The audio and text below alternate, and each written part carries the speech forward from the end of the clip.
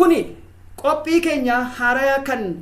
jechuudha jireenya baqaa yookiin ammoo jechuudha jireenya baqattummaati. Qophii keenya kana keessatti haalli qabiinsa mirga namoomaa kan mirga dhala namaatiin wal qabsiisee heeronni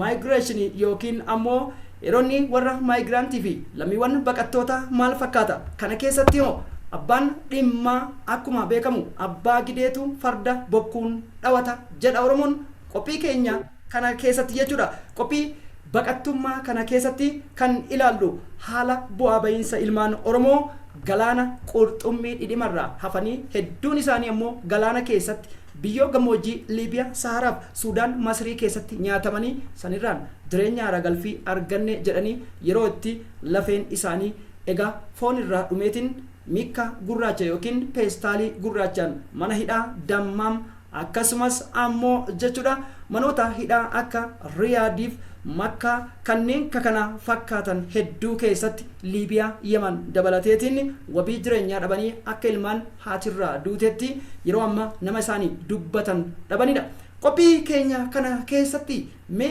rakkoon xaxa ilmaan Oromoo Suudi Arabiyaas ta'e biyyoota garaagaraa keessatti hidhamuu kun maddi isaa maali? Kanaafuu furmaanni silaa jalqaba kennamuu qabu maal ture kan jedhuuf egaa qopheessaan sagantaa kana ani Soofumar Gadaati. Qophii keenya imaltuu baqaa kana yeroo hunda torbetti al tokko akka nu faana buutan abdii qabna. Yaada keessanis akka nu kennitanii fi rakkoowwan jireenya baqaa keessatti ilmaan Oromoo qunnaman sagalee akka taanuuf akka nu cinaa dhaabbattan jenna. Kun sagalee Caayaa Oromoo TV kan imaltuu baqaa qophii jalqabaati.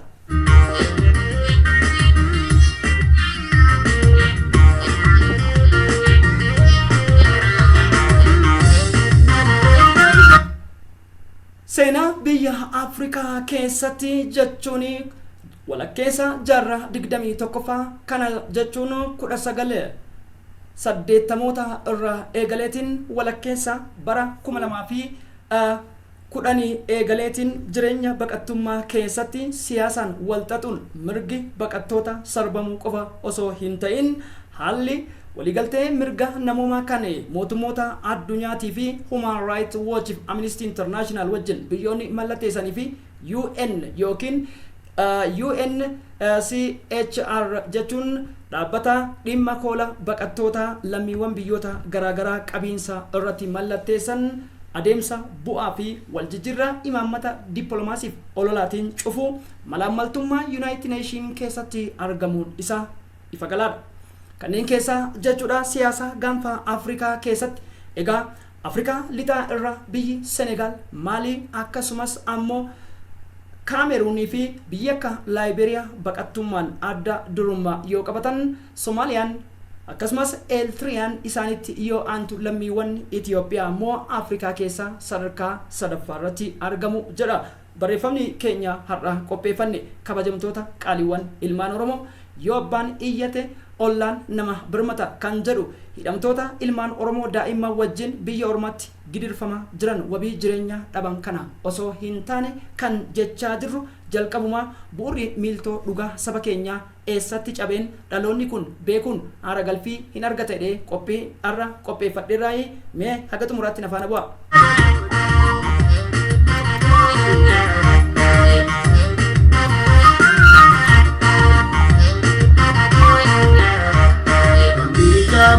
Biyyoonni imaammata dippiloomaasii keessatti waggaa 150 gabrummaa keessatti kan argamuuf uummanni kush bu'uura keessaa ammoo sabni Oromoodha jechuudha. Mootummoota sadeen dhandhama rakkoo mootummaa Dargii 1974-91 akkasumas 2014 maayyii kana irratti egaa waan yaadatamu keessa bara 2013 seensa irra bidiruun Liibiyaa irra galoo galaana Eden irratti lubbuu 549 maatii tokko keessa yoo diqqate ilmaan Oromoo kan obboleewwan ta'an afurii ol galaafatamuun godina tokko keessa hanga itti 12 ol ta'anii fi kanneen keessa dubartiin takka qofti lubbuudhaan baate sunu warri jechuudha neevii bidiruu yookiin dooniidha kan balaliisan hagoo isaan qaqqabanidha. Akka killee raachaa kan bishaanitti nammetti ilmaan Oromoo sanirraan dheebuudhaan bineensaan osoma argan walirra mil'achuudhaan wal bira darbaniitiin gaarota gurguddoo akkasumas ammoo daangaa Yemen Liibiyaaf kanneen kana fakkaatan keessatti hireen isaanii yoo kana taatu gama bahatiin basaasoo akkasumas yookiin ammoo karaa Puutlaandiitiin carraan isaanii qurxummii ta'e meeqatu hafe. Kanaan ammoo nama 500 bidiruu tokko kan baalaansiin isii nama 60 fuuturatti walgubbaa tuuluudhaan noonni Abdul Gawwi jedhaman hedduun isaanii kanneen hayyoota looreetii piroofeesaroota doktoroota ta'uudhaan Oromoo bira darbaniitiin Afrikaa tajaajiluu danda'an shamarreen giiftiiwwan hedduun seenaa jimjimoo caalanii akkasumas toltuu tufaafaa caalaniitiin idila addunyaa irratti Kamalaa Hariis faa wajjin dorgomuu danda'an intalli Oromoo meeqatu hiree kanaan hamileenis citeet hafe. Imaan haadhaa hamma ammatti intalli kiyya tarii ilmii kiyya naaf gala jetteetiin kan abjuudhaan eegaa jirtu meeqatu jirra yaadanneet wal haa yaadachiifnu. Kuni hundi bu'uurri isaa gabrummaadha. Kana jechuun Oromiyaa badhaatuu jaannata addunyaa nuumiti USN yookiin biyyoonni gurguddoon warri guddatan jedhaman keessa G8, G7, G20 warri jedhaman warri muree murteessu warri misaayilaaf niikuleerii gurguddaa hidhatan itti hajamu. Oromiyaa badhaatuu madda albuudaa haadhaa ilmaan miliyoonota akkasumas ulfaattuu fi jal'aaba utubaa miiltoon isii sirna gadaa keessaa egaa osoo qaban osoo argan jireenyaan tokko barnoota irraa ganamuu dadhabanii aadaa afoolaaf mammaaksa qe'ee abbaa irratti ta'uun aanaan isaanii foon isaanii cooma isaanii alagaan murata haadhaaf abbaan isaanii uffanni irratti cicciteet akkasumas ammoo xaa'oo hedduu lafa isaaniitiin oomishtan jechuun dirqamaan fudhachiisanii lafa isaanii dhama qabdu egaa gogsaniitiin akka nama kolaasutti dacheen Oromoollee hin hafne yoo xiqqaate sirnoota 1992 bara dhaloota keenya nutiin dhalatin yookiin akka lakkoofsa Itiyoophiyaa 83 jedhamu asitti lubbuun ilmaan Oromoo 300,000 ol sirna gabroonfataaf duguuggaatii fi jireenya bidiruutiin dhuman yoo jenne kuni ol guddisuu hin ta'u. Jaalattoota caqastoota qophii keenya imaltuu jireenya baqaa har'aa wanti an qabadhee irraa haasa'uu barbaade maali kan jedhuuf furtuun jireenya hadhaawaa keessummeessuu fi jireenya baqattummaa keessaa inni guddaan yoo bilisummaa qabaatteedha. Egaa kana keessatti adeemsi siyaasaa Oromoodhaa 1931 mootummaa falfalaa yookiin akaakayyuu sadaffaa bu'uuraa kan shaarukaa yookiin Mr. Abiyyi ta'e Hayila Sillaasee fi Saala Sillaasee dabalateetiin akka Oromoon ol hin jenne biyyoota akka Israa'el, Raashiyaa, biyyoota Ingiliziif kanneen kana fakkaatan wajjin dalagaa turuu fi hagoo tokko imaammanni Oromootiif bara Adawaarraa kaasee kan Ixaaliyaanii waa'ee mootummoota kanaan falmuu keessatti sirni koloneeffattoota 1928 irraa kaasee ardii Afrikaa dhuunfachuudhaan the greatest land jechuun akkasumas ammoo the brief new land jedhaniitiin biyyoota adda addaatti moggaafatan keessaa Oromiyaan har'a ammoo akka waan kolonii haaraa keessatti jirtutti gabrummaan harqoota ilmaan goobana warra maqaa himataniin dhidhimaa jira. Egaa diraamaan al tokko nama 10 galchine 20 galchine jedhu kootu yaa soba seeqee hin sobdaa sirratti beekee akkuma weellisaa Elemoo Alii jedhe. Egaa soba seeqaan akkuma beekamu sabbata haadha keenna sabbata ayyoo ayyiyyaarraa meeqa hiikkate sangaa gurgursiise inni sunillee gahee hin jenne. Hawaalaa akkasumas ammoo Ka Expressii fi Western Union fi kanneen kana fakkaatan baankiiwwan biyyaa keessa baankiin daldala sharafa olaanaa argachuun namoota dhuunfaa warraadha misaa'ila Dabra Tsiyoon, Dabra Rooket, Dabra Mikaa'el jedhamfaa hidhachiisuudhaan Oromoon ammoo ilmishii tiisisa ifirraa dhoguu hin dandeenye qeelisii kan duraan uumaa qamadii walaandee xaafiitii fi kanneen ankooyyee jedhaman kan yoo daakan nyaanni isii soorri isii mi'aawu Oromiyaa badhaatuu jiituu burqaan bishaan isiituu takka maddarraa dhuganii jarmii takka hin qabne hedduun isaanii egaa abaarsamoo tola ta'uu isaa waaqaaf falaa fi waaqa furoo dafee furuuf haadhiifnuuti.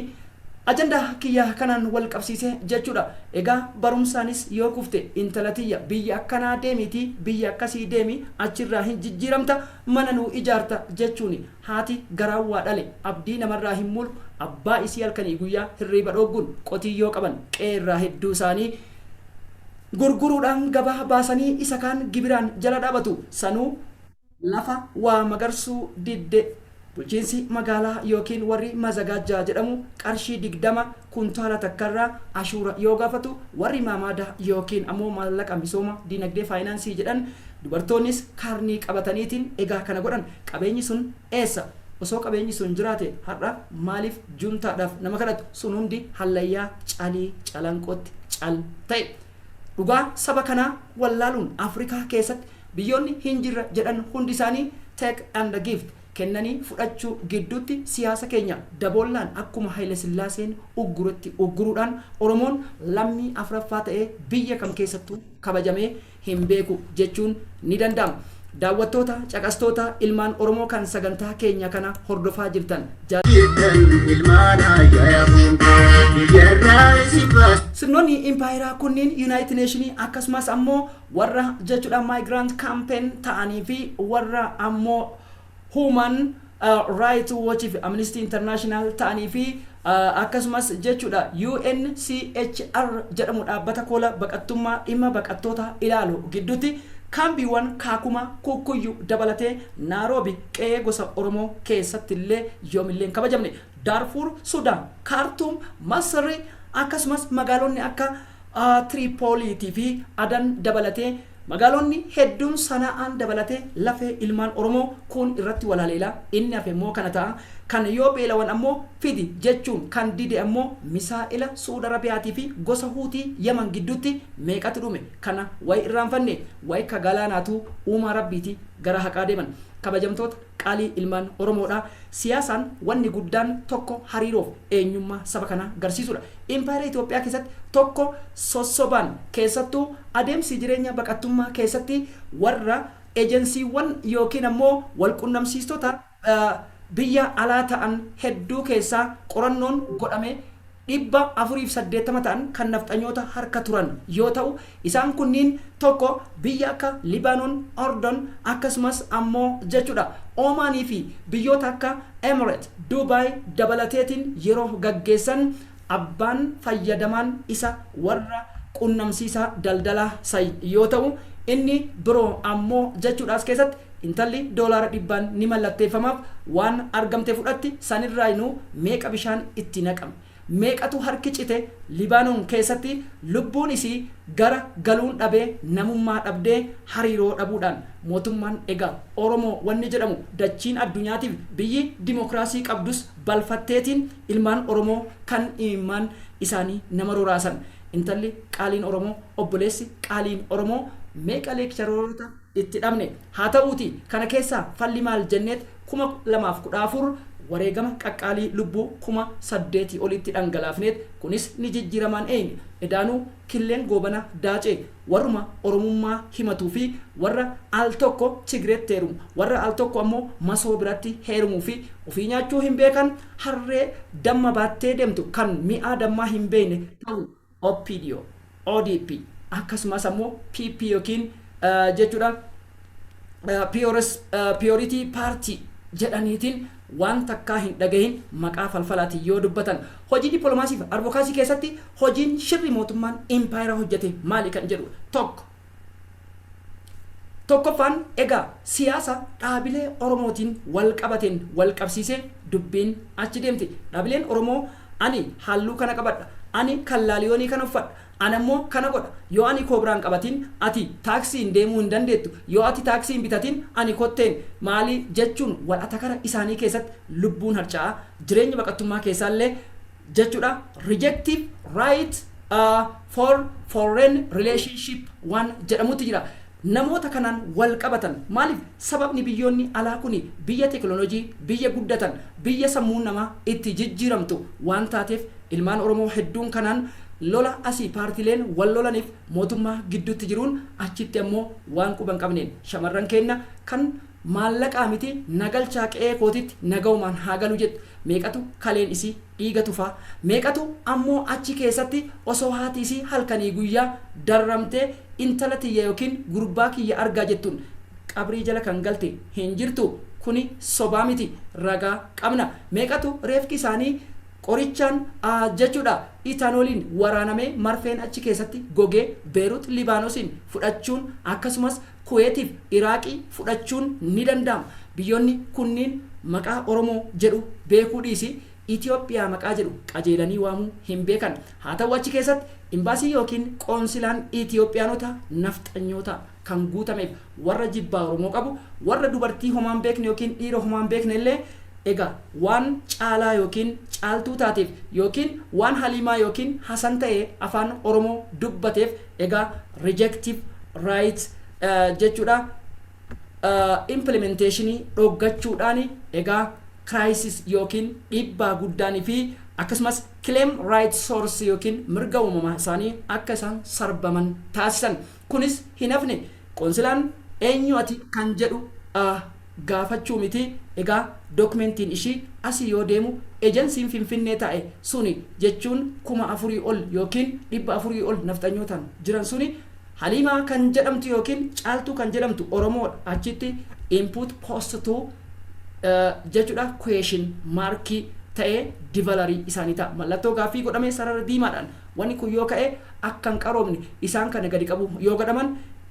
ragany yookiin ammoo wallooyittii kottee duudaa nafxanyitti jechuun barbaade walloyoon jedhu Oromtitti ituu humbanaa yookiin Oromticha jechuu kiyya osoo hin ta'in Gojjamittii sana dabaalee jechuudha yoo siin taate egaa kama mataan isii injijjiidhaan xaafii fakkaatutu achi dhaqeetiin burtukaanaa masnoo kan shankoora raamis fakkaatee dhadhaa dibata fakkaata achi keessatti mirgisi akkasumas hojii kan naan taane yoo jette keessoodhaan bilbila isaanii kophatti yoo qabatan boontuu namni hin beeku, shamsiyyaa namni hin beeku, warqinesh namni hin beeku, ababaa namni hin beeku, akkasumas caalaaf gaarumaa namni hin beeku. Sababni isaas waa lama walirratti hojjetan. Tokko alaa reject gochuu, lama imaammata UNCHR keessatti malaamaltummaan warroonni kunniin warra biyya keessatti shoror keessa yookiin terrorism ta'e waan taateef dubartiis ta'e kan ta'e biyyi sun akka ofirraa eedu godhame. Keenya immoo raadiyoo sagalee bilisummaa Oromoo maalii akkasii Oromoo yookiin Oromiyaa miidiyaa neetwork waan adda addaa jedhame hagoo tokko mirgi ilmaan Oromoo gaafa gootichi Jawaar Mahammadii fi Baqqalaa Garbaafaa jiran hojiin ilmaan Oromoo haara galfii argatus egaa mirgi walabummaan jiraachuu fi hojii fi hojjechiisaa jechuudha. Egaa kuni hundi reject aga ta'etti dippiloomaasiin imaammanni dantaa alaatii fi mirga waaloo gaanfa Afrikaa biyyoota kamuu keessatti heera addunyaa irratti mallatteessisaniin Suudi Arabiyaa taatu Oman haa taatu biyyoota kamiyyuu keessatti mirga lammiifiitiif akka imbaasiin sun falmatu United Nations keessatti kana gochuun murteessa. Fakkeenyaaf akkuma beekamu oola yookiin ammoo hojii advokaasii keessatti namni tokko yoo hojjete isa qeequu fi tiisisa isa gubbaa deemnu yookiin saba gaafate hojjettu takka goobana si fakkeessu takka ergama si fakkeessu takka kanaan waa walirratti tuuluu fi egaa yoo anaan biyyitu hin hoggamin sabni kun hin hoggamin jechuudha. OPDO lammataa walitti ta'uun hayyoota Oromoo hedduu abdii murachiisan. Ilmaan Oromoo garuu har'a peestaala gurraacha uffatanii akkasumas ammoo dirri isaanii afata dhabee afataa miti bishaan qulqulluu dhabee kana caala salphinni hin jiru. Egaa Oromoon safuu qaba. Dhugaan saba kanaa qormaata bu'aa bayii keessatti lubbuu kumaatamaa galaafatte. Daawwattoota keenya kan qophii imaltuu baqaa ilmaan Oromoo yeroo ammaa tibba kana keessatti jechuudha United Nations interview yookiin gaafiif deebii waa'ee san godhuuf ji'oota 7 dura Suudi Arabiyaa keessattis haa ta'u manneen hedduu keessatti jechuudha yeroo gaafatan egaa namni akkana jedhamu sabni akkana jedhu hin jiru haga jedhanii waa'ee quuqamtoota Oromoo irratti isaan dubbatan. Kanaan wal qabsiisee mootummaan keessan kana jedhama yeroo jedhamu dhiheenya kana ammoo jechuudha wanti hojjetameef corruptioniin United Nations keessatti argamu isaa miidiyaaleen The Guardianiif kanneen kana fakkaatan gadi baasaniit dhufaniitiin jiru. Kanaan wal qabsiisee tibba kana manneen hidhaa Suudii keessatti odeeffannaa qabatamaa namni 324 ta'u kanneen beekamaniif hin beekamne Suudi Arabiyaa keessatti manneen hidhaa 7 keessatti jiraachuu bira dabreetiin mana hidhaa namaa keessatti illee kanneen shamarran hidhamanii namni sagalee isaanii hin beekneef bilbilli irraa fudhatame jiraachuu dhaabbanni baqattoota foorumii kaleessaa keessatti egaa eeree jedhamee jira. Waa'ee kanaan wal qabsiisee qophii addaa tokko jechuudha iftaan galgala qabadhee isinii dhiyaadhe. Namoonni waa'ee kana keessa harka qabaniif dhumaatii ilmaan Oromoo biyyoota garaagaraa kana keessatti bara kam yoomirraa eegale siyaasa kana akkamitti furra kan jedhu egaa qophii keenya imaltuu jireenya baqaa kutaa itti aanutti qabadhee isinii dhiyaadhe. Kutaan tokkoffaan har'aa kana fakkaataa waan nafana buutanii hordoftaniif galanni keessan bilisummaa ta'u yaada qabdannuu qooda akkasumas ammoo hirmaadhaa jaarmiyaa keessan jabeessa nama ijaara naamusa wal cimsaa ololaaf gantuu akkasumas basaastota as keessa seenanii as keessa iccitii fudhachuudhaan jaarmiyaa kanarratti hojjetan kamiyyuu diina Oromooti dura dhaabbadhaa. Horaa bulaa deebanaa. Kabajni ulfinni wareegamtootaaf kabajni ulfinni qarreef qeerroo jaarmiyaa kenna utubanii deemaa jiranii fi gaachana sabaatiif haa ta'u.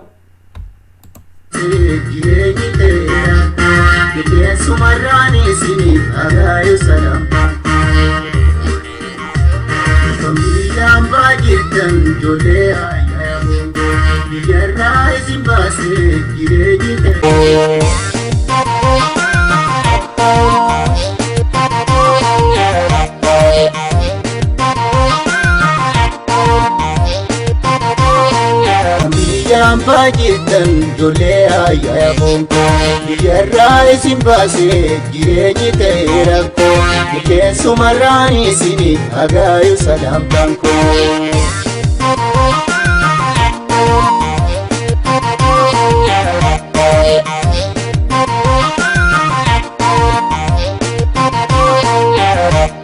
jireenyi amma tufataan nu bittinneesse osoo lubbuudhaan jirru wal harkaaf nu deebiise. Jireenyi amma tufataan nu bittinneesse osoo lubbuudhaan jirru wal biyyaan baay'eetan ijoollee ayyaaya bonko biyyarraa isin baase jireenyi ta'eera ko keessumarraan isini agaayu salamtaan ko.